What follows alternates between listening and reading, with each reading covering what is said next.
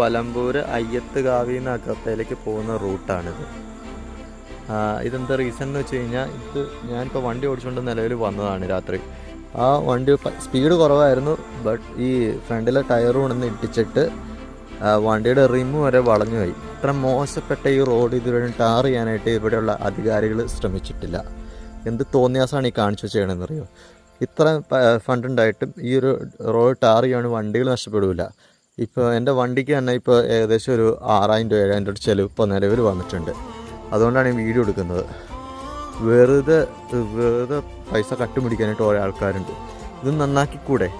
വെറുതെ മനുഷ്യരെ ബുദ്ധിമുട്ടിക്കണതിന് വളരെ മോശമായിട്ട്. ഇതുണ്ടോ ഇരിക്കണുണ്ടോ? മഴ സാധനം കട്ട് പോയേക്കുന്ന മഴ സാധനം തെറിച്ചു പോയതാണ്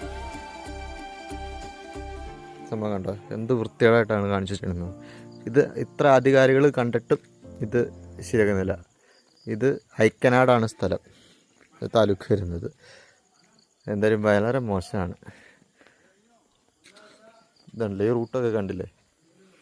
വളരെ മോശം എന്ന് പറഞ്ഞാൽ വളരെ മോശം. വണ്ടി കാണിച്ചു തരാം ഞാൻ, വണ്ടിയുടെ അവസ്ഥ എന്താണെന്നുള്ളത്.